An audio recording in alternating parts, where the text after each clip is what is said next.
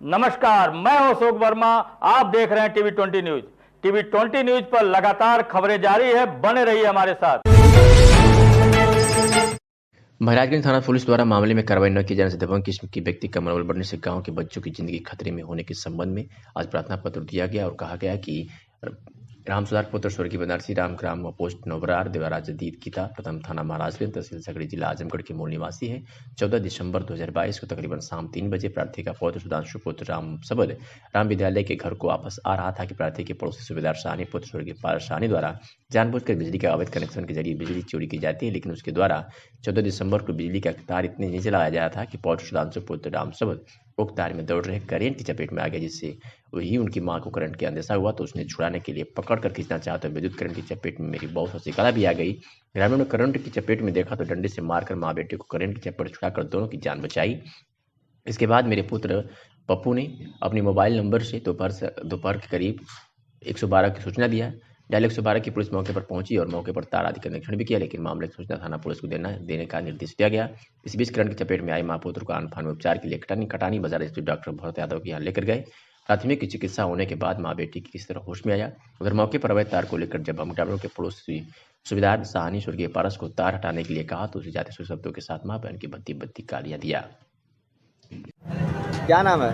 राम सुधार। कहाँ के रहने वाले हैं? हम जवारा नवरार पिता फर्स्ट के रहने वाले हैं, मूल निवासी थाना महाराजगंज। क्या मामला है आप लोग इस पे? आप मामला हमारा यह है साहब, हमारा रास्ता रुका हुआ है। कौन रोके हैं? वही साहनी रोका है, सूबेदार साहनी हमारा रास्ता रोक रखा है और कुल्ला पेशाब करने के लिए आना जाना भी हमारा बंद हो गया है। और उसके अंदर में वो बिजली वाला तार लगा दिया है और तार लगा दिया तो 2-4 पशु भी मर गए हैं और 2-4 पशु के अलावा ये मेरा पोता है, इस मेरे पोते को करंट पकड़ लिया तो करंट उसको दिलाने लग गया लड़का, तो वो उसकी मम्मी उसकी मेरी पतो हो और वो गई छुड़ाया, वो भी नहीं छोड़ा, झटका में आ गया।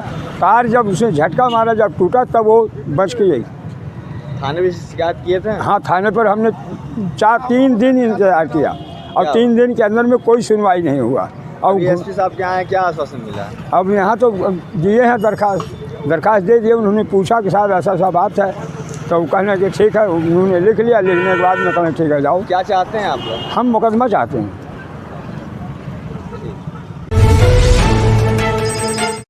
आजमगढ़ के सकड़ी तहसील क्षेत्र के नरहन खास में स्थित फूलचंद ग्रामीण महिला पीजी कॉलेज नरहन खास में आज स्मार्टफोन वितरण समारोह का आयोजन किया गया। इस दौरान महाविद्यालय के बीएड और बीएससी के कुल 131 से छात्राओं को स्मार्टफोन बांटा गया। स्मार्टफोन वितरण के दौरान छात्राओं के चेहरे पर खुशी झलक रही थी। कॉलेज के संस्थापक आनंद प्रकाश यादव ने बताया कि इस योजना की युवाओं को तकनीकी रूप से अपग्रेड करने की दिशा में बड़ी पहल है। स्मार्टफोन में न सिर्फ पढ़ाई के लिए ऑनलाइन पाठ्य सामग्री मिलेगी बल्कि रोजगार से संबंधित जानकारियां भी मिलेगी। उन्होंने बताया कि सभी स्मार्टफोन में डिजिटल शक्ति अध्ययन एवं ऐप इंस्टॉल है। ऐप के जरिए संबंधित विश्वविद्यालय या विभाग विद्यार्थियों को पढ़ाई के लिए पाठ्य सामग्री उपलब्ध कराएंगे। शासन की ओर से रोजगार परक योजनाओं की भी जानकारी दी जाएगी। वही प्रबंधक शिव कुमार यादव ने कहा कि छात्राएं टैबलेट का प्रयोग करके अपने भविष्य को संवारने में मदद ले सकती हैं और अपने छोटे भाई और बहनों को भी इसका उपयोग शिक्षा के लिए करने दें। इस दौरान मौके पर शिक्षक मनोज कुमार यादव सहित तमाम छात्र छात्राएं मौजूद रहे। किस स्कूल में पढ़ती हैं? मेरा नाम अंजलि मौर्य है और मैं फूलचंद ग्रामीण पीजी कॉलेज में पढ़ती हूँ। अच्छा, यहाँ पे आज आपको मोबाइल मिला, कैसा लग रहा है? खुशी? यहाँ पे हम सभी लोगों को फ़ोन का वितरण हुआ, काफ़ी अच्छा लगा। अच्छा, सरकार को क्या करना चाहेंगी जो आपको मोबाइल दी? मैं सरकार को बहुत सारा धन्यवाद कहना चाहूँगी। फूलचंद ग्रामीण पीजी कॉलेज नरहन खास में अध्यापक अनिल कुमार यादव। स्मॉल योजना के तहत जो सशक्तिकरण उत्तर प्रदेश सरकार द्वारा जो वितरण हुआ है, आज बीएड और बीएससी के क्लासों के आज स्मार्टफोन बटा हुआ है। छात्राओं को स्मार्टफोन योजना के तहत जो हमारी सशक्तिकरण योजना चल रही है उसके तहत आज तमाम प्रकार की समस्याएं इंटरनेट द्वारा अध्ययन और सारी चीज़ें सुचारू रूप से चल सके, ऑनलाइन क्लासेज वगैरह जो है अच्छे ढंगों से चल सके, मैं उसी के लिए संदेश देना चाहता हूँ। आजमगढ़ के सकरी तहसील क्षेत्र के नरहन खास में स्थित फूलचंद ग्रामीण महिला पीजी कॉलेज नरहन खास में आज स्मार्टफोन वितरण समारोह का आयोजन किया गया। इस दौरान महाविद्यालय के बीएड और बीएससी के कुल 131 से छात्राओं को स्मार्टफोन बांटा गया। स्मार्टफोन वितरण के दौरान छात्राओं के चेहरे पर खुशी झलक रही थी। कॉलेज के संस्थापक आनंद प्रकाश यादव ने बताया कि इस योजना की युवाओं को तकनीकी रूप से अपग्रेड करने की दिशा में बड़ी पहल है। स्मार्टफोन में न सिर्फ पढ़ाई के लिए ऑनलाइन पाठ्य सामग्री मिलेगी बल्कि रोजगार से संबंधित जानकारियां भी मिलेगी। उन्होंने बताया कि सभी स्मार्टफोन में डीजी शक्ति अध्ययन एवं ऐप इंस्टॉल है। ऐप के जरिए संबंधित विश्वविद्यालय विभाग विद्यार्थियों को पढ़ाई के लिए पाठ्य सामग्री उपलब्ध कराएंगे। शासन की ओर से रोजगार परक योजनाओं की भी जानकारी दी जाएगी। वहीं प्रबंधक शिव कुमार यादव ने कहा कि छात्राएं टैबलेट का प्रयोग करके अपने भविष्य को संवारने में मदद ले सकती हैं और अपने छोटे भाई और बहनों को भी इसका उपयोग शिक्षा के लिए करने दें। इस दौरान मौके पर शिक्षक नलिन कुमार यादव सहित तमाम छात्र छात्राएं मौजूद रहे। किस स्कूल में पढ़ती हैं? मेरा नाम अंजलि मौर्य है और मैं कोचिंग ग्रामीण मेरे पीजी कॉलेज में पढ़ती हूँ। अच्छा, यहाँ पे आज आपको मोबाइल मिला, कैसा लग रहा है? खुशी में? यहाँ पे हम सभी लोगों को फोन का वितरण हुआ, काफ़ी अच्छा लगा। अच्छा, सरकार को क्या कहना चाहेंगी जो आपको मोबाइल दी? मैं सरकार को बहुत सारा धन्यवाद कहना चाहूँगी। फूलचंद ग्रामीण पीजी कॉलेज नरहन खास में अध्यापक अनिल कुमार यादव। स्मॉल योजना के तहत जो सशक्तिकरण उत्तर प्रदेश सरकार द्वारा जो वितरण हुआ है, आज बीएड और बीएससी के क्लासों के आज स्मार्टफोन बटा हुआ है। छात्राओं को स्मार्टफोन योजना के तहत जो हमारी सशक्तिकरण योजना चल रही है उसके तहत आज तमाम प्रकार की समस्याएं इंटरनेट द्वारा अध्ययन और सारी चीज़ें सुचारू रूप से चल सके, ऑनलाइन क्लासेज वगैरह जो है अच्छे ढंगों से चल सके, मैं उसी के लिए संदेश देना चाहता हूँ। बुढ़नपुर तहसील क्षेत्र की विकासखंड कोयलसा के भैरवपुर गांव निवासी विधवा महिला प्रेम पांडे पत्नी स्वर्गीय रामधारी पांडे थाना तरौलिया का आरोप है कि मेरे गांव के कुछ दबंग और मनबड़ लोग मेरा मकान गिराना चाहते हैं, जो गलत पैमाइश करवा करके तहसील के अधिकारियों को गुमराह कर रहे हैं कि मेरा मकान पोखरी में निर्मित है, लेकिन सैकड़ों वर्ष से हमारे पूर्वज इसी गाँव के इसी मकान में रह रहे हैं। लेखपाल कानूनगो की पैमाइश गलत है, जिसके चलते हम और हमारे पड़ोसी उर्मिला पांडे का मकान गिराने के लिए नोटिस जारी करवा दी है। ऐसी स्थिति में अगर हमारा मकान गिर जाएगा तो हम सब खुले आसमान के नीचे रहने को विवश हो गए। इस संबंध में मेरे द्वारा उपजिलाधिकारी नवीन प्रसाद को ज्ञापन सौंपा गया, साथ ही पुनः पैमाइश कराने की मांग की गई। इस संबंध में उपजिलाधिकारी नवीन प्रसाद ने बताया कि पीड़ित का प्रार्थना पत्र मिला है, जिस पर जांच कर आगे की कार्रवाई की जाएगी। क्या नाम है? प्रेमा पांडे। क्या नाम है? प्रेमा पांडे। प्रेमा पांडे। निवासी? हाँ, निवास कौन गाँव की निवासी? भैरवपुर का निवासी है साहब। अच्छा, हाँ, क्या मामला आप लोगों का है? मामला यह है साहब कि अब यह घर बनवाए है हम कौनो तरह से, और हमारे 50 साल के बनल घर है, जमीन है बाप दादा आगे का, हमें पता ना रहल कि गाड़ा है कि का है, कुल हमें मालूम ना रहल है। तो हम अपन घर बनवाए लिए, अब हमें मालूम ना रहल। अब यही घर में हम लड़के परिवार लेके रहत है, अपन हमरे पति जी गुजर गया। कितना दिन पहले? कब एक्सपायर किया? कितना दिन पहले मेरे? 16-17। अच्छा, तो क्या लोग कह रहे हैं? तो सब ये करत मैंने घर गिरवावे के कि हम यहाँ से गाड़ा में से घर अपन खाली करवाए ला। गाड़ा है यहाँ? गाड़ा तो नहीं। गाड़ा तो नहीं है, बहुत से देखिए इतना पेड़ पालो सब लगल, बहुत जमाने की पटल उटल गाड़ा है, हमें मालूम ना रहा, नहीं तो हम गाड़ा में काहे के घर बनवाए, वही जगह ना रही है। अच्छा, क्या चाहती हैं?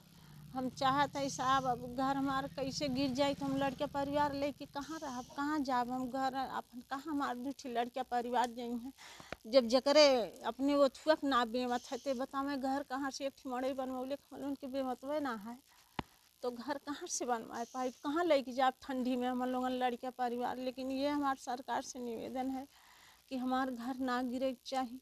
अगर उन्हें इतना तक है तो हमरे जो दूसरी बिस्सा खेत हमरे नाए है, हम वहीं में करे बदले में जमीन दे सकत है, लेकिन हमार घर ना गिरे चाहिए। चलिए ठीक है। सबके मोदी जी घर देते हैं, रहे बदे बनवावे को करते हैं, और हमार बनल घर पर्दार अर्दार सब गिरावल चाहते हैं, तो बतावे हम लड़के परिवार लेके कहाँ जाब, कैसे कहाँ रहब यहाँ ठंडी में, और कहाँ से बनवाए पाई। लड़के परिवार के महिला एक ना रोजगारी हैं। आजमगढ़ में बिजली मजदूर नेता स्वर्गीय हरिप्रसाद सिंह की 11वीं पुण्यतिथि के अवसर पर उनके पुत्र सूर्यप्रकाश सिंह उर्फ सूर्या सिंह के निवास स्थान हरियापट्टी में श्रमिक नेता कवि पत्रकार की अध्यक्षता में मनाई गई, जिसमें 50 गरीब को कंबल एवं मिष्ठान वितरण किया गया। समारोह के मुख्य अतिथि शासी अभियंता विद्युत वितरण खंड द्वितीय श्री गोपाल सिंह ने कहा कि स्वर्गीय हरिप्रसाद सिंह ऐसे कर्मठ, जुझारू, ईमानदार कर्मचारी नेता थे और मैं उन्हें श्रद्धासुमन अर्पित करना चाहता हूँ।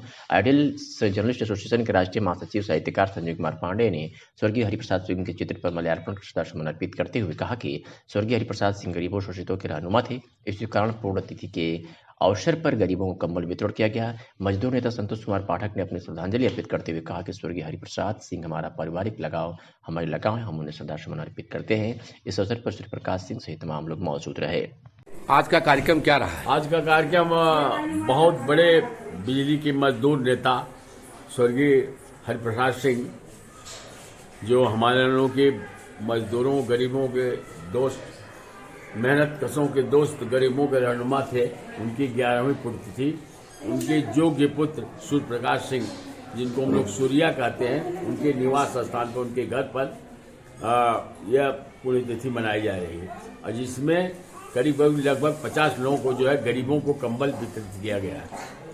हरिप्रसाद सिंह एक बहुत बड़े जुझारू नेता थे, संघर्षशील नेता थे और टेबल टॉक में तो उनका पूछना ही नहीं था। उनके पर कर्मचारियों का बहुत बड़ा विश्वास था। वो जहां भी जाते थे उस ओर कर्मचारी उमड़ पड़ते थे। आज उनका अभाव खल रहा है। मैं उनके पुण्यतिथि पर भावना, कल्पना, अर्चना, वंदना के सुमन अर्पित करते हुए व्यक्ति चला जाता है, स्मृति रह जाती है, हर फूल की मिट्टी में महक रह जाती है। धन्य हुए जग में जिनके जाने के बाद श्रद्धा और आस्था भरी गाथा रहे। इन्हीं शब्दों के साथ में अपने एक बार पूरा दिली श्रद्धांजलि अर्पित करते हैं। तो लोग खड़े रहिए। हाँ सर, अपना विचार दें। परिचय। मैं गोपाल सिंह शासी अभियंता विद्युत वितरण खंड आजमगढ़। सूर्या सिंह के आमंत्रण पर उनके पिताजी के 11वीं पुण्यतिथि पर श्रद्धासुमन अर्पित करने के लिए उपस्थित हुआ हूँ और सूर्या सिंह के इसके लिए बहुत बहुत धन्यवाद।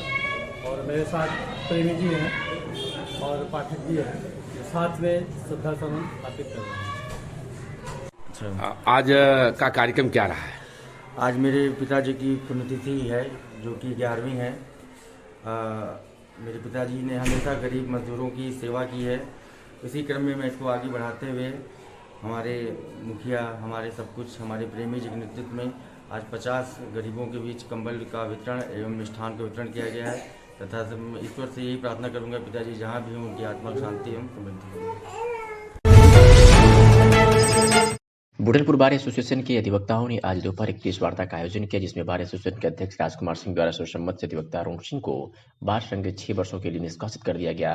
बता दें कि अधिवक्ता अरुण सिंह को एक युवक ने बुरी तरह से पीट कर घायल कर दिया, जिसकी सूचना अधिवक्ताओं को हुई तो अधिवक्ताओं ने कल तहसील परिसर में प्रदर्शन कर जिलाधिकारी को ज्ञापन सौंपा और पुलिस प्रशासन से कार्रवाई की मांग की। लेकिन आज अधिवक्ताओं ने स्पष्ट कर दिया कि उस घटना में अधिवक्ता अरुण कुमार सिंह ही दोषी पाए गए, जिसके कारण उन्हें बार एसोसिएशन द्वारा निष्कासित किया जा रहा है, क्योंकि उनके द्वारा अपने पद का दुरुपयोग किया जा रहा है।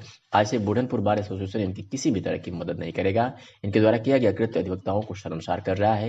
यह बात अधिवक्ता संघ के मंत्री योगेंद्रनाथ यादव ने कही। उन्होंने यह भी बताया कि हमारे बार एसोसिएशन को गुमराह करके तहसील बार एसोसिएशन की मर्यादा को भंग करने का काम कर रहे थे, जिसके चलते आज इस मौके पर एल्डर कमेटी के चुनाव अधिकारी उमाशंकर पांडे, अध्यक्ष निर्मल श्रीवास्तव, सूर्यप्रकाश यादव, जगत नारायण तिवारी सहित तमाम लोग मौजूद रहे।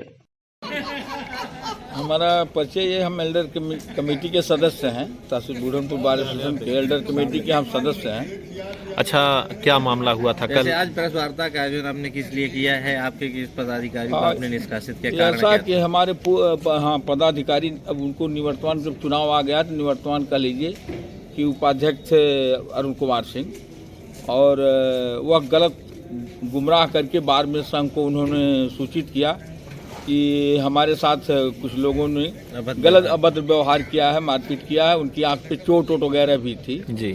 और लेकिन इस वजह से कल स्ट्राइक भी हो गई। लेकिन जब उसकी हमारी टीम ने, बार के सदस्यों ने उसकी पूरी जांच किया, तहकीकात किया तो यह पता चला कि यह नशे में गिर गए।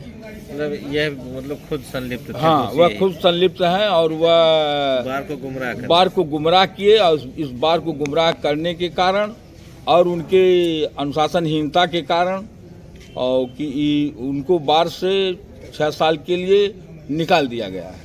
उनको निकाल दिया गया है, वो हमारे अब सदस्य नहीं रहेंगे, ना तो उनको राइट ऑफ वोट रहेगा और ना तो उनको बाद में लिया जाएगा 6 साल तक। तो 6 साल बाद ले लेंगे उनको? अब उसके बाद 6 साल बाद जैसी परिस्थितियां आवेंगी तो देखा जाएगा, अगर सुधार हो जाएगा तो लिया जाएगा, वरना नहीं लिया जाएगा।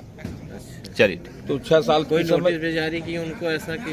हाँ, उनको नोटिस जारी की गई है। वो जो हमारे यहाँ जो प्राविधान है उसकी नोटिस उनको जारी की गई है। वो सब कार्यवाही रजिस्टर में सब लिखा हुआ है, उनको नोटिस भी जारी की गई है।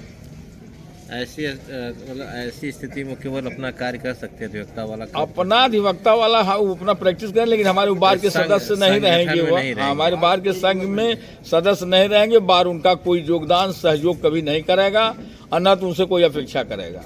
वो अपना अगर प्रैक्टिस करते हैं तो अपना करें अपना। ठीक। सर बूढ़ापुर का मंत्री हूँ। परिचय दीजिए फिर। मैं योगेंद्र नाथ यादव बार एसोसिएशन बूढ़ापुर का मंत्री हूँ। मेरे संघ में उपाध्यक्ष श्री अरुण कुमार सिंह कल हमको ये बताया कि हमको रास्ते में एक नौजुवक ने मारपीट कर घायल कर दिया है। मैं उनके संबंध में उनकी सहायता के लिए एक तत्काल अधिवक्ता भाइयों की मीटिंग कॉल किया और उसमें सभी अधिवक्ताओं ने उनके समर्थन में उनकी जांच पड़ताल के लिए उनके FIR दर्ज करने के लिए विरोधियों के खिलाफ एक आवश्यक कार्रवाई किया और हमने एक प्रस्ताव पारित करके तीनों कोर्टों में दिया कि ताकि न्यायालय भी बंद हो जाए, जिसके लिए 2 दिन का हमने प्रस्ताव दिया। लेकिन हमारे संघ के सदस्यों ने, एक जांच टीम ने पता किया कि वो जो भी घटना उनके साथ घटी है वो फर्जी और मनगढ़ंत है। उनको कोई नहीं मारा पीटा है, बल्कि वो हमको, हमारे संघ को एक गुमराह करके अपना फायदा उठाना चाहते थे।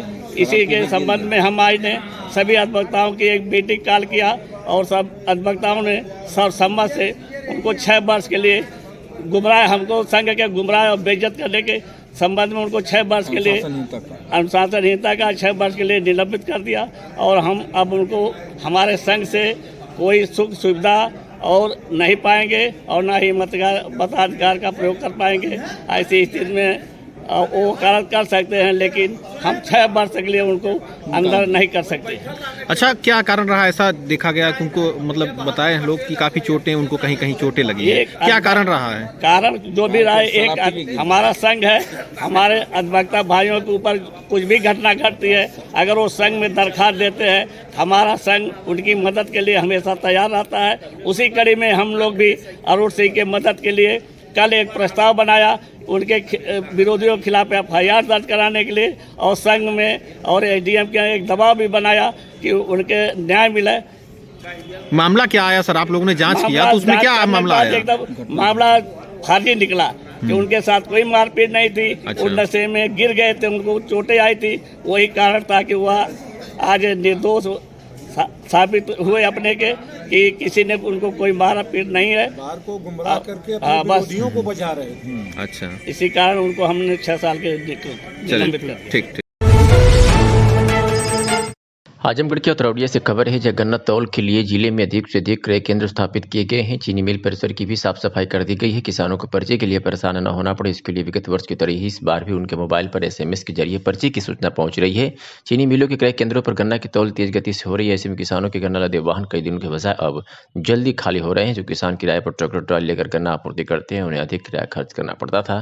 पहले तमाम किसान धान खरीद केंद्रों पर अव्यवस्थाओं से जूझते रहे, जैसे तैसे धान निपटा तो अब गन्ना आपूर्ति के लिए भी उन्हें परेशान होना पड़ रहा है। सठियाओं सहकारी चीनी मिल के अतरौड़िया केंद्र पर गन्ने की तौल सही तरीके से हो रही है, वही किसानों की ट्रैक्टर ट्रॉली जल्दी खरीद हो रही है। कुछ किसानों का आरोप लगा कि गन्ने की तौल तो सही हो रही है, लेकिन केंद्र पर पल्लेदारी के नाम पर प्रति टाली 100 रुपये लिए जाते हैं। इसका काटा इंचार्ज ने पूरी तरह से खंडन किया। गन्ना अधिकारी द्वारा बराबर तौल केंद्रों का निरीक्षण किया जा रहा है तथा चीनी मिल के अधिकारियों को निर्देशित किया कि नियमित रूप से गन्ना मांग पत्र भेजते रहें। किसानों को गन्ना तौल कराने के लिए इंतजार न करना पड़े। अतरौड़िया काटा इंचार्ज ने बताया कि लगातार गन्ने की तौल कराई जा रही है। लक्ष्य के सापेक्ष अधिक गन्ने की तौल हो रही है। किसानों को किसी प्रकार की परेशानी नहीं हो रही है और न ही गन्ना तौल के लिए किसी किसान से पल्लेदारी वसूली जा रही है। सुनाते हैं गन्ना काटा इंचार्ज और किसान ने क्या कुछ कहा। परिचय दीजिए भैया। रविंद्र कुमार यादव। कहाँ के इंचार्ज हैं? कौन से? अतरौड़िया जी। ये बताइए कि अभी तक आप यहाँ कब से गन्ना तौल की स्टार्ट? 30/11 कितना तौल कर लिया गया अब तक? 12,303। कितना लक्ष्य दिया गया था तुम्हें? 1000 का लक्ष्य था। 1000 लक्ष्य के सापेक्ष अधिक है आपका। जी जी। कुछ लोगों का आरोप है कि यहाँ पे धुलाई पैसा लिया जा रहा है। कभी नहीं सर, यहाँ पे पैसा नहीं कोई लिया। घटौली कोई किसी कुछ नहीं सर यहाँ पे। तो गन्ने का तौल आप कैसे ले रहे हैं, इसके बारे में बताइए थोड़ा। कांटा जो दिखा रहा है उसको हम बता रहे हैं। नहीं, किसान आ रहे हैं किस तरीके से, आपको नंबर से ले रहे हैं? नंबर से चल रहे हैं, नंबर वो नंबर पर्ची वो क्या ना अपना हमारा रजिस्टर रखे उसके पास, उसी पर्ची नंबर चल रहा है उसका। हाँ, जिसका नंबर आ रहा है वही नंबर अपना तौला रहा है, उसके आगे जा रहा है। कितने बजे से कितने बजे तक तौल रहे हैं? 7 से 5 जी। किसान को कोई प्रकार की दिक्कत? कोई प्रकार की दिक्कत नहीं, देखिए प्लाट खाली है पूरा। क्या नाम है चाचा आपका? जितेंद्र तिवारी। कहाँ के निवासी? घोराजपुर खुर्द। आप यहाँ गन्ना लेके आए, आपका क्या पिछला गन्ना भुगतान हुआ है? नहीं, अभी नहीं हुआ। अभी नहीं हुआ। अभी नहीं हुआ। यहाँ पे आप कितना गन्ना लेके आए थे लगभग? अरे पिछली बार 5 टाली करीब थी गन्ना हमारी। इस बार अभी कितना लेके आए? इस बार तो तीसरी टाली लाए हैं। तीसरी कोई यहाँ टाली। पे घटौली हो रही है किसी गन्ने की? नहीं, घटतौली तो नहीं हो रही है, लेकिन पेमेंट नहीं मिल रहा है। पेमेंट नहीं मिल रहा है। पेमेंट नहीं यहाँ मिल से उतरवाई चढ़वाई कितना ले रहे हैं पैसा इन लोग? वो उतरवाई नहीं ले रहे हैं। जैसे सुनने में आ रहा है 100 रुपए लिया जा रहा है। नहीं, वो ऐसा सिस्टम नहीं है। बस पुराना आपका गन्ना का भुगतान नहीं हुआ। नंबर लगाने में या कुछ बेचने में कोई तकलीफ? नहीं, ऐसी कोई दिक्कत नहीं। आजमगढ़ की अतरौलिया से खबर है, जहां चने व पानी पूरी का पैसा मांगने पर दबंग ने दुकानदार को पीटा, ठेले को भी नुकसान किया। व्यापार मंडल संघ पीड़ित थाने पहुंचा है और अब न्याय की गुहार लगाई है। बता दें कि अतरौलिया बाजार निवासी राहुल गुप्ता व शुभम गुप्ता क्रमशः ठेले पर भुना हुआ चना तथा पानी पूरी बेचते थे। गुरुवार की शाम 7 बजे के करीब अतरौलिया के शांति चौक पर पहुंचे कि अतरौलिया कस्बा निवासी दाऊद पुत्र शमशाद अपनी दबंगई दिखाते हुए दोनों गरीब दुकानदारों से 10 रुपये का चना तथा 20 रुपये की पानी पूरी खाई। खाने के बाद दुकानदार को यह कहते हुए जाने लगा कि अतरौलिया हमारा एरिया है, इसमें दुकान लगाओगे तो हमको इस तरह फ्री में खिलाना पड़ेगा। दुकानदार फिर भी पैसा मांगने लगे तो दाऊद दोनों को बुरी तरह मारने पीटने लगा तथा उनके ठेले वाली दुकान पर नुकसान करते हुए ठेला पलट दिया, जिससे ठेली पर रखा सारा चना सड़क पर बिखर गया। अपना नुकसान होते देख दोनों दुकानदार हाथ जोड़कर उससे नुकसान न करने की अपील करने लगे। दाऊद दोनों दुकानदारों को पीटने लगा। दुकानदार किसी तरह भागकर अपने आप को सुरक्षित करते हुए वहां से निकल गए। स्थानीय लोगों ने बताया कि दाऊद मनमुड़ किस्म का व्यक्ति है, कई बार मारपीट कर चुका है, कई बार जेल भी जा चुका है। घटना की सूचना मिलते ही अतरौलिया व्यापार मंडल आक्रोशित हो उठा और रात के लगभग 8:30 बजे के करीब पीड़ित व्यापारियों को लेकर अतरौलिया थाने पहुंचा। अतरौलिया प्रभारी निरीक्षक परमेंद्र सिंह से मुलाकात कर घटना बताई, जिस पर परमेंद्र सिंह द्वारा तहरीर लेकर कार्रवाई करने का आश्वासन दिया। ऐसे सुनाते हैं कि पीड़ित दुकानदार और व्यापार मंडल के पदाधिकारियों ने क्या कुछ कहा। क्या नाम भैया आपका? भैया हमारा नाम शुभम है। कहाँ के निवासी? अतरौलिया का। क्या हुआ था थाने पे आए, क्या हुआ इसके बारे में बताओ। अतरौलिया ये शांति चौक पे दाऊद एक नाम है, वो हमको हमेशा परेशान करता है, उल्की खाता है, नकली नोट देता है, बदतमीजी से बातें करता है और आज बहुत नुकसान कर दिया हमारा। हम भाग रहे थे, इसका ठेला पलटा, मैं इसको बचाने के चक्कर में भाग रहा था तो मैं ठेला छोड़ के भागा। व्यापार संगठन में लिख के डाला, भैया हमारी दुकान है तुम्हारी? हमारी फुल्की की दुकान है। ये देखिए साहब, दो पैसा कमाने के लिए निकलते हैं, रोज हमको शाम को रोज हमको परेशान करता है और हमारा बहुत पैसा ले लिया। आज भी फुल्की खाया है और पैसा नहीं दिया। पैसा मांगे तो क्या बोला? पैसा मांगे तो यही फाड़ा फोड़ा, ये तार और सर तोड़ा सब। मैं इसको जोड़ जाड़ के इसको बचाने के लिए तुरंत मैं तुमको कोई हाथ उठाया मारा हो रहा? इसको हाथ उठाया, मैं बचा, मैं वहाँ से भाग निकला। राहुल कुमार कैसे? कहाँ के रहने वाले? यही अतरौलिया बाजार। क्या हुआ था थाने पर? क्या हुआ? ठेला वाला लेके आए, क्या बात है? वही 10 रुपया चना बनाए थे, खाया, उसके बाद सिगरेट पी के फेंका मेरे सामने। कौन खाया?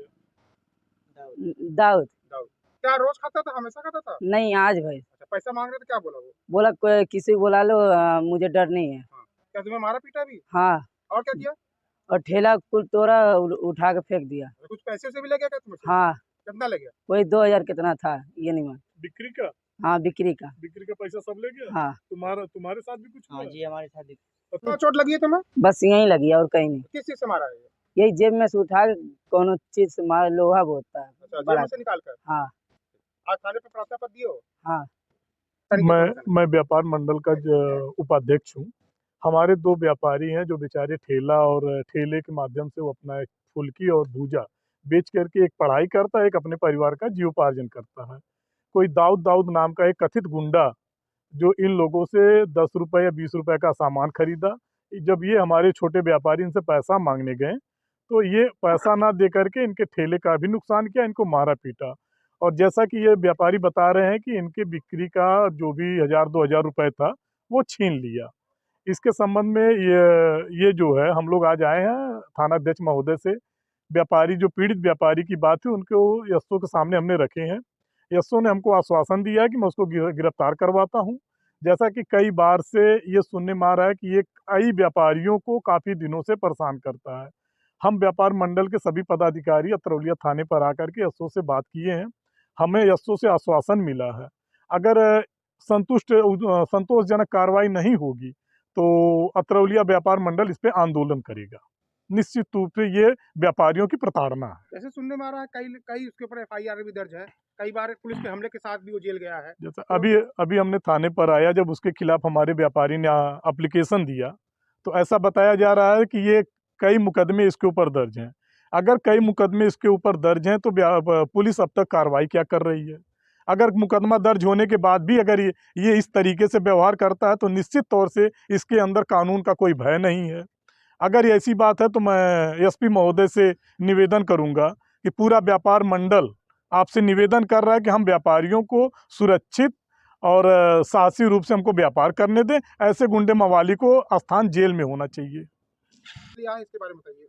आज हमारे नगर का एक छोटा दुकानदार है जो भूजा बेच करके अपना जीविकोपार्जन करता है, और एक दुकानदार है जो कि फुल्की उल्की बेच करके अपने परिवार का भरण पोषण करता है और अपनी पढ़ाई लिखाई करता है।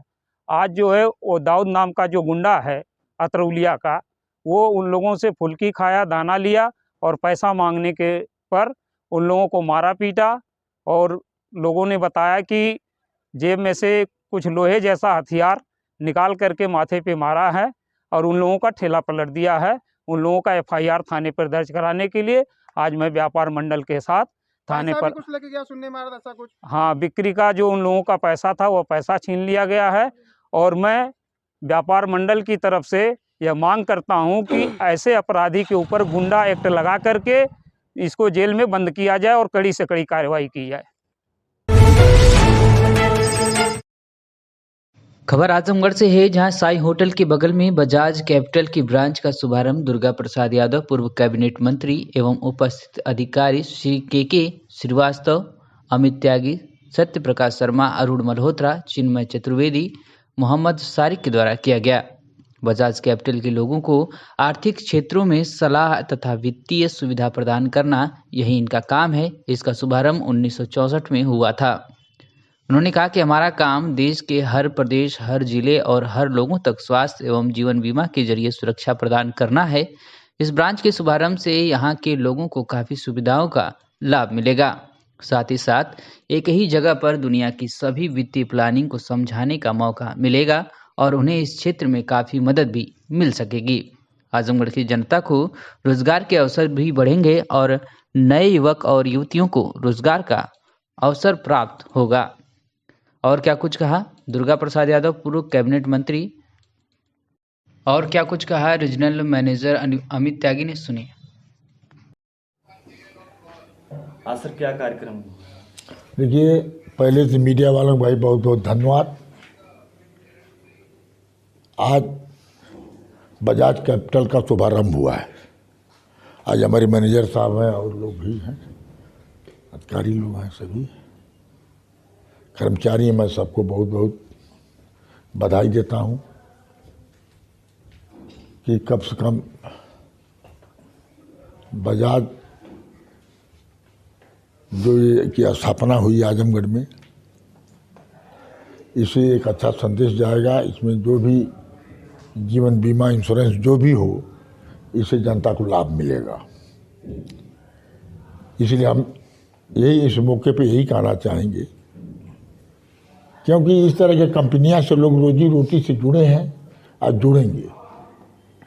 जैसे डॉक्टर हुए, सब विभाग निजी डॉक्टरी कर रहे हैं, इससे बहुत लोग जुड़े हैं।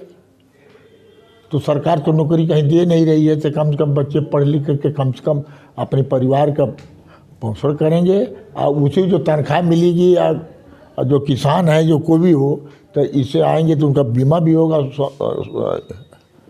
स्वास्थ्य विभाग है तो एक बीमा मिलेगा, तो इनको आगे परिवार के लिए इनको लाभ मिलेगा। तो आपकी तरफ से क्या संदेश देना चाहेंगे? हम ये संदेश देना चाहते हैं कि आज जो ये बजाज जो खुला है, का इसको बजाज कैपिटल जो खुला है, हम ये अपने इस मैनेजर साहब से लेकर सभी अधिकारी या कर्मचारियों को बहुत बहुत बधाई देते हैं, स्वागत करते हैं आजमगढ़ में। हम चाहेंगे कि आप का ये बजाज कैपिटल काम के माध्यम से आगे बढ़े, जन जन तक इसका संदेश जाए हम ही चाहते हैं कि संदेश पहुंचाने वाले मीडिया के लोग हैं और राजनीति में जैसे विधायक लोग हैं और लोग हैं कर्मचारी हैं, इस तरह के लोग हैं, ये प्रचार करेंगे ताकि जनता यहाँ आवे उसका लाभ उठा सके। सर अपना परिचय बता दें। मेरा नाम अमित त्यागी है और मैं इस कंपनी में एज अ रीजनल मैनेजर हूँ। क्या है इस कंपनी में? ये कंपनी है Bajaj capital insurance broking limited. आज हमारी कंपनी का उद्घाटन हुआ है आजमगढ़ में। वैसे पूरे इंडिया में हमारे 350 से ज़्यादा ब्रांचेज हैं, लगभग 4 से 5 हज़ार एम्प्लॉय हमारे यहाँ काम करते हैं और करीब 41 लाख प्लस हमारे इन्वेस्टर हैं। हमारा काम है लोगों को जीवन बीमा देना, लोगों को हेल्थ इंश्योरेंस यानी स्वास्थ्य बीमा देना, म्यूचुअल फंड SIP देना, गवर्नमेंट बॉन्ड FD, ये सारी चीज़ें हम लोगों को मुहैया कराते हैं। और आजमगढ़ में आज हमारा उद्घाटन हुआ है, तो आजमगढ़ में भी सेम उम्मीद हम करते हैं कि हम हर घर को सिक्योर करेंगे। एटलीस्ट कम से कम जो ब्रेड अर्नर है, जो कमाता है घर में, उसको हम ज़रूर सिक्योर करेंगे कि कल की डेट में कोई ऐसी कोरोना जैसी कोई महामारी आए या कोई दुर्घटना हो तो उनके घर में जो भी है रोटी आना बंद ना हो। तो ये हमारा उद्देश्य है। यहाँ रह के हम घर घर पहुँचेंगे और सब लोगों को सिक्योर करेंगे और हम अपने क्लाइंट्स जो हैं उनको केवल और केवल ट्रेडिशनल पॉलिसी देते हैं, मार्केटिंग पॉलिसी नहीं देते हैं कि उनका पैसा लगे तो उनका पैसा उनको जो बताया जा रहा है उतना मिले।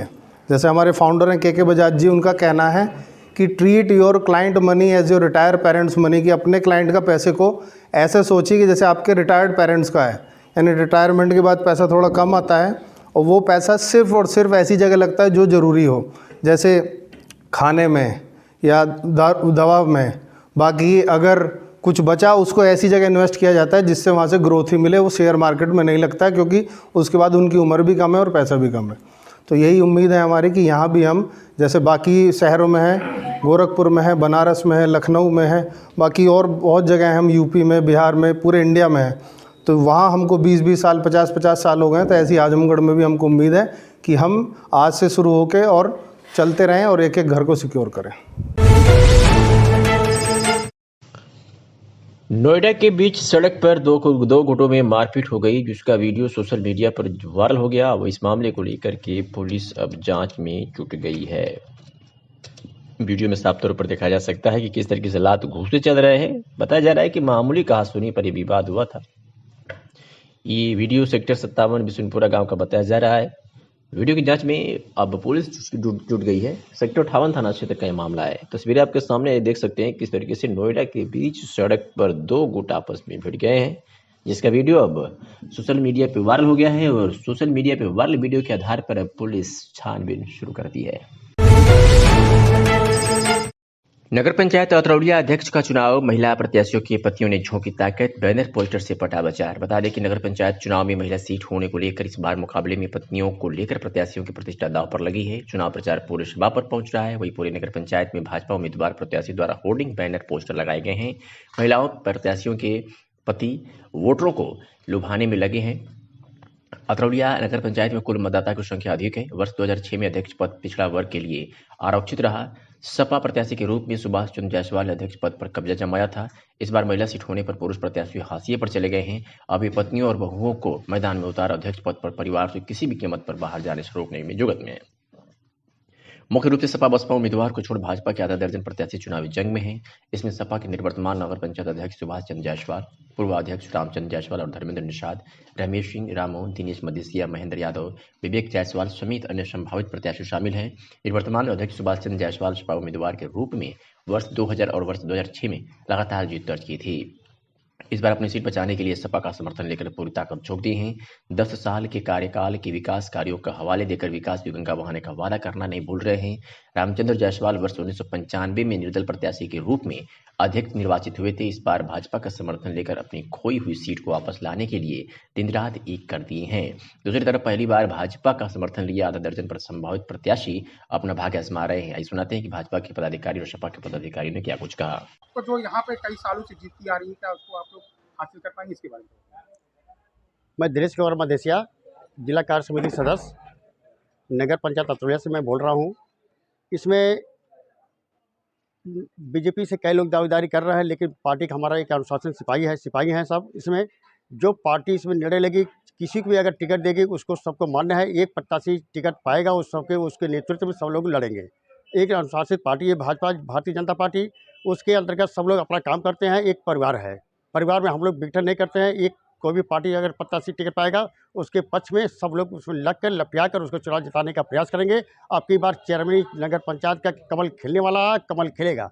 जिस तरह आजमगढ़ जिला में दिनेश साल निरहुआ किला ध्वस्त कर दिया, सपा का एक गढ़ था, माननीय अखिलेश यादव का धड़कन थी, धड़कन को बंद हो गया, निरहुआ ने इसको ध्वस्त कर दिया, भारतीय जनता पार्टी को वहाँ कमल खिल गया। उसी तरह नगर पंचायत में दिनेश मधेसिया, ये महिला सीट है, बबता मधेसिया भी यहाँ किला को ध्वस्त कर देगी। 20 साल से लगातार जो चल रहा है सुभाष चंद्र जायसवाल का, समाजवादी पार्टी के हैं, इनका भी किला ध्वस्त हो जाएगा, कमल यहाँ खिलेगा, मेरा पूरा दावा है, पूरा विश्वास है। इसके बारे में देखिए, सपा के तो मैं तो जिला ब्लॉक अध्यक्ष हूँ, कन्हैया प्रसाद गौर, और सपा की बहुत मजबूत स्थिति है। अब आज नहीं, करीब 25 साल से यहाँ अतरौलिया में निकाय चुनाव चेयरमैन हमारे सुभाष चंद्र जायसवाल जी होते चले आ रहे हैं। अब भाजपा तो इतने प्रत्याशी हैं कि गिनती गिनाना मुश्किल हो गया है। कौन किस सिंबल पे कौन पाएगा टिकट है तो अलग है, लेकिन बिना टिकट के ही लोग कूद पड़े हैं, किसी का नामिनेशन नहीं है। हमारा तो सपा का एक ही नामिनेशन है, सुभाष चंद्र जायसवाल, और अब की बार पिछली बार से भी ज़्यादा वोटों से जीतेंगे। जैसे भाजपा कह रही है कि अब की बार हम सपा का यहाँ सफाया करेंगे, एक राज खत्म करेंगे, इसके बारे में क्या? उनका एक वही मुंगेरी लाल वाला हसीन सपने हैं, ऐसा नहीं है। अब की बार देखिए, सपा का पूरा निकाय चुनाव में उनका सारी सीटें हम लोग जीतेंगे हर जगह से, इसको जान लीजिए। रामपुर में किसान यूनियन ने मुख्य चिकित्सा अधिकारी कार्यालय पर प्रदर्शन कर ज्ञापन सौंपा है। शुक्रवार को पूर्व निर्धारित कार्यक्रम के अंतर्गत किसान यूनियन के पदाधिकारी व कार्यकर्ता मुख्य चिकित्सा अधिकारी रामपुर कार्यालय परिसर में एकत्रित हुए और अवैध रूप से चल रहे नर्सिंग होम तथा अस्पतालों को बंद कराने की मांग को लेकर जोरदार प्रदर्शन करने के बाद 5 सूत्रीय ज्ञापन मुख्य चिकित्सा अधिकारी SP सिंह को सौंपा। इससे पूर्व किसानों को संबोधित करते हुए राष्ट्रीय महासचिव उस्मान अली पासा ने कहा, जनपद रामपुर का स्वास्थ्य विभाग अवैध नर्सिंग होम अस्पताल संचालकों से मिली भगत कर लोगों की जिंदगी से खिलवाड़ कर रहा है, क्योंकि शहर के हर मोहल्ले और हर गाँव के अड्डे पर अनट्रेन लोगों द्वारा चलाया जा रहा अवैध नर्सिंग होम या अस्पताल मिल जाएगा। ऐसा नहीं है कि स्वास्थ्य विभाग इनसे अनजान हो। रामपुर शहर सटे बिलासपुर गेट पर कई नर्सिंग होम अनट्रेन लोगों द्वारा चलाए जा रहे हैं और उनकी शिकायत लगातार की जा रही है, लेकिन स्वास्थ्य विभाग हाथ पर हाथ रखे मौत का तमाशा देख रहा है। जी, क्या नाम है? मेरा नाम उस्मान अली पाशा है, मैं राष्ट्रीय महासचिव हूँ किसान यूनियन का। आज हमारा प्रस्तावित कार्यक्रम था, जिसमें हमने प्रदर्शन करने के बाद में 5 सूत्रीय ज्ञापन मुख्य चिकित्सा अधिकारी रामपुर को सौंपा है, जिसमें प्रमुख समस्याएं जिले में अवैध रूप से नर्सिंग होम चल रहे हैं और इनको बंद कराना चाहिए। नशीली दवाओं की बिक्री पूरे जिले में धड़ल्ले से चल रही है, उस पर रोकने की कोई कोशिश नहीं की जा रही है। अस्पताल के डॉक्टर खुलेआम अपने आवासों पर मरीजों को देख रहे हैं, 100, 200, 400, 500 रुपये फीस लेकर, उसको बंद कराना चाहिए।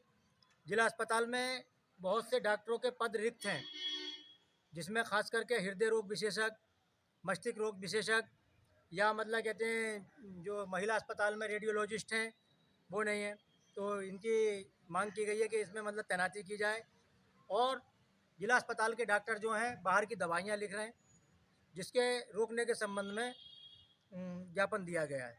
तो सबसे बड़ी समस्या इस समय हमारे ज़िले में जो है ये अवैध रूप से चल रहे नर्सिंग होम है, क्योंकि नर्सिंग होम वाले जो ये डॉक्टर हैं, इनके स्टाफ के, इनके दलाल जिला अस्पताल के आसपास में घूमते रहते हैं। क्योंकि कोई भी मरीज़ अगर इस तरह का आता है जिला अस्पताल में, तो वो पहले तो अस्पताल के स्टाफ से मिली भगत करके उसको रेफ़र कराते हैं किसी दूसरे ज़िले को।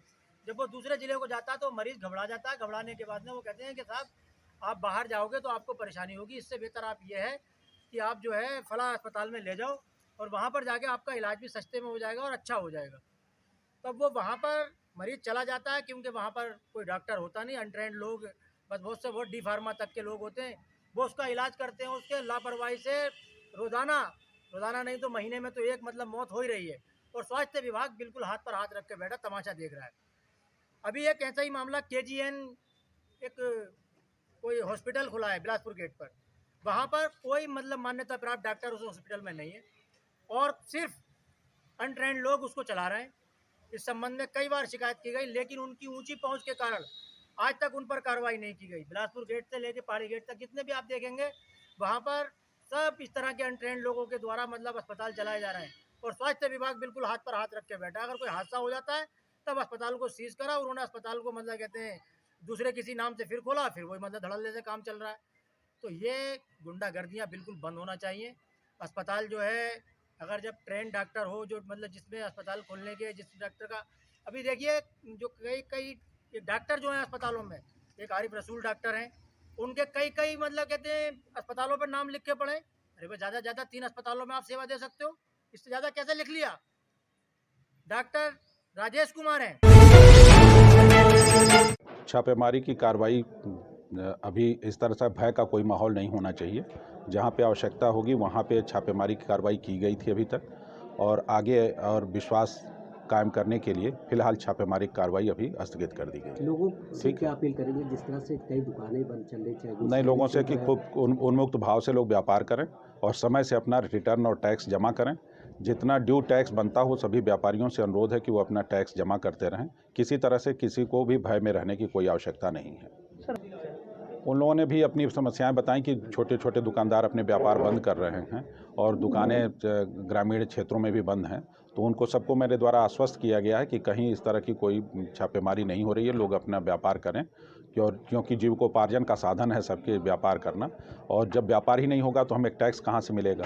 तो इसलिए उन लोगों को सबको आश्वस्त मेरे द्वारा किया गया है कि आप अच्छे से व्यापार करिए और ज़्यादा से ज़्यादा राजस्व प्रदेश सरकार के लिए जुटाइए, जिससे विकास की योजनाओं को मूर्त रूप दिया जाए। सरकार ने ये निर्णय कमिश्नर मैडम के स्तर पर लिया गया होगा। आगे क्या बात हुई इसकी तो हमें नहीं जानकारी, लेकिन कोई इस तरह से छापे की वजह से भय में रहने की कोई आवश्यकता किसी को नहीं है। ये छापेमारी की कार्रवाई देखिए, SIB यूनिट्स हमारे यहाँ इन्वेस्टिगेशन की हैं। जहाँ भी कोई इनपुट इस तरह का आएगा तो वहाँ तो जांच होगी, लेकिन वो रूटीन हमारा काम है, हमेशा होता रहा है। लेकिन रूटीन में जो ये अभी आपको लग रहा है कि लगातार छापे कार्रवाई हो रही थी, वो फिलहाल नहीं होगी। कानपुर में एक वीडियो सोशल मीडिया पे वायरल हुआ है, जिसमें एक महिला द्वारा एक व्यक्ति की पिटाई की जा रही है। वीडियो के माध्यम से बताया जा रहा है कि पार्क में ये महिला जो पीट रही है, वो जिसको पीट रही है वो एक GRP का सिपाही है। मामले का वीडियो सोशल मीडिया पे वायरल हो गया है। वीडियो में दिख रहा युवक बताया जा रहा है कि वो GRP का सिपाही है और दोनों में प्रेम प्रसंग चल रहा था। महिला का सिपाही पर 4 शादियां करने का आरोप है। नौबस्ता थाना क्षेत्र के हंसपुरम वाटर पार्क का ये मामला है, जहां पर इस तरह की तस्वीरें कैमरे में कैद हुई है। फिलहाल वीडियो के आधार पर पुलिस अब छानबीन शुरू कर दी है।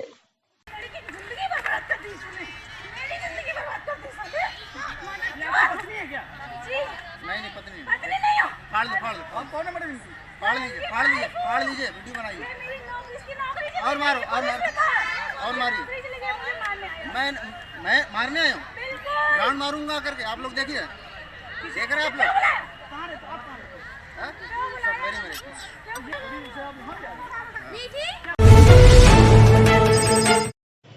आजमगढ़ की दीवानी बार अभिभाषक संघ का मतदान कड़ी सुरक्षा के बीच शुक्रवार को सिविल कोर्ट परिसर में शुरू हो गई। अभी तक कई प्रतिशत लोगों ने अपने मताधिकार का प्रयोग किया है। वह मतदाता मध्यम हवाओं में संगठन में काफी उत्साहित नजर आए। चुनाव अधिकारी अध्यक्ष ब्रजेश कुमार सिंह ने बताया कि चुनाव में अध्यक्ष पद के 5 उम्मीदवार और मंत्री के लिए 9 दावेदार समेत 22 पदों के लिए कुल 41 प्रत्याशी मैदान में हैं। मतदान आज 9 बजे से शुरू हो गया है और शाम 4 बजे तक चलेगा। उसके बाद मतों की गिनती शुरू होगी। देर शाम परिणाम भी घोषित कर दिया जाएगा। उन्होंने बताया कि मतदान के लिए 50 बूथ बनाया गया है। 5 टेबल से अधिवक्ताओं को 5-5 सीट के मत पत्र दिया जा रहा है। बिना CBOP पहचान पत्र के वोट डालने का अधिकार नहीं है।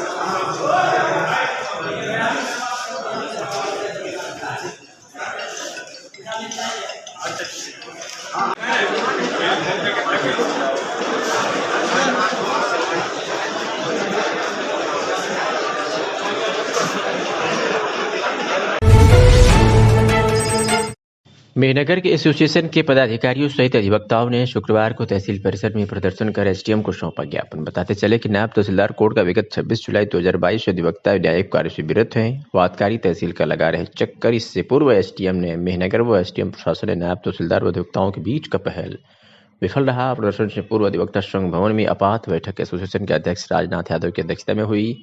संचालन संघ के मंत्री श्याम बिहारी सरोज ने किया। बैठक में उपस्थित अधिवक्ताओं को संबोधित करते हुए श्री यादव ने नायब तहसीलदार पर आरोप लगाते हुए कहा कि मनमानी तरीके से नियम व विधि विरुद्ध लिए जा रहे निर्णय व अमानवीय अमर्यादित व्यवहार व कार्यप्रणाली की जानकारी जिलाधिकारियों को अवगत कराया गया था। बावजूद इसके डीएम साहब ने संज्ञान नहीं लिए जाने की निंदा करते हुए शुक्रवार को बैठक कर तहसील परिसर में मजबूरन अधिवक्ताओं ने उनके खिलाफ आंदोलन छेड़ते हुए तहसील प्रशासन मुर्दाबाद, नायब तहसीलदार मुर्दाबाद, नायब तहसीलदार वापस जाओ के नारेबाजी के बीच न्यायिक कार्य बहिष्कार कर एसडीएम संतरंजन को ज्ञापन सौंपते हुए अधिवक्ताओं ने कहा कि जब तक नायब तहसीलदार का स्थानांतरण नहीं हो जाता है तब तक न्याय कोर्ट का बहिष्कार चलता रहेगा। इस अवसर पर पूर्व अध्यक्ष विनोद कुमार सिंह, राज बहादुर सिंह, रविंद्र सिंह, प्रमोद सिंह सहित तमाम लोग मौजूद रहे।